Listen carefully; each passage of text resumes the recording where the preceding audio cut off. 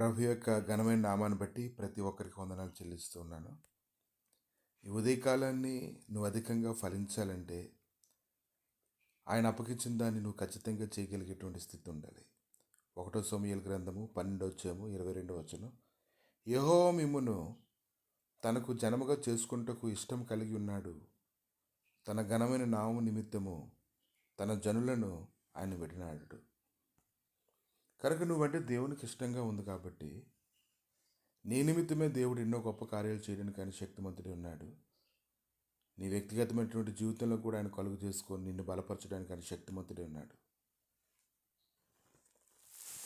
యోషువ గ్రంథము 23:3 మీ దేవుడైన యెహోవా మీ నిమిత్తము సమస్త జనములకు చేసినదంతయు మీరు చూచితిరి.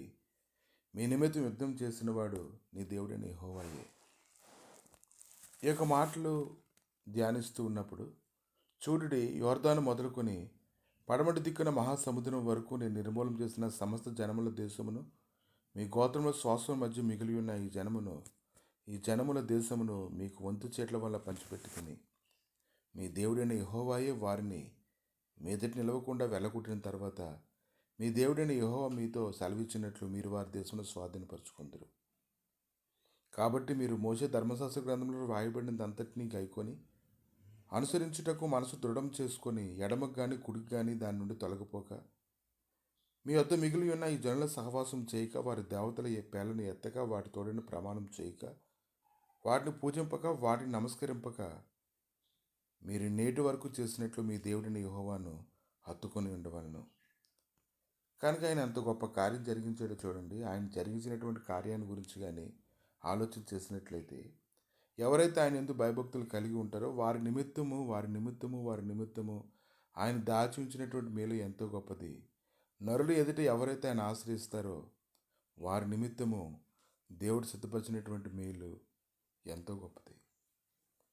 కాబట్టి నా సేవకుడిని యాకోబు నిమిత్తము నేను ఏర్పరచుకున్న ఇశ్రాయేలు నిమిత్తము నేను నీకు పేరు పెట్టి పిలిచి తిని, నీవు నన్ను ఎరకున్నప్పటికీ నీకు బిరుదులు ఇచ్చి తిని. ఈ లేఖనాలన్నీ ధ్యానిస్తూ ఉన్నప్పుడు ప్రభుని యందు ఇష్టం కలిగి ఉన్నాడు కాబట్టి ఇదంతా జరిగిస్తూ ఉన్నారు. ఆయన యందు ఇష్టం కలిగి ఉన్నాడు కనుక నీవు కూడా ఆయన ఇష్టపూర్వకంగా ఆయన మాట్లాడి గద్దింపుకి, శిక్షించినప్పుడు, హెచ్చరించినప్పుడు దానికి నువ్వు లోబడి ఎందు నిమిత్తం ఆయన ఎలా చేయుచున్నాడో నువ్వు ఆలోచన చేసుకొని ఆయన మార్గంలన్నింటిలో నువ్వు పరిగెత్తినట్లయితే ఖచ్చితంగా నీ జీవితాన్ని నువ్వు వర్ధిల్లింపజేసుకుంటావు. కనుక ఈ ఉదయకాలాన్ని ఆయన ఏదైతే చెప్తున్నాడో దాన్ని విను, దాన్ని ధ్యానించు, ఆ మాటలు లోబడడానికి సహాయాన్ని అడుగు. ఆయన కృపను అనుగ్రహించి ఖచ్చితంగా నీకు నడిపించి అన్ని విషయాల్లో బలపరుస్తారు.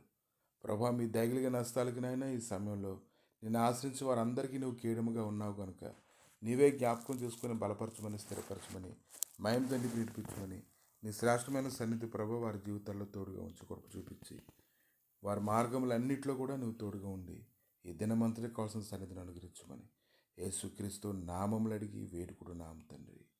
ఆమెన్.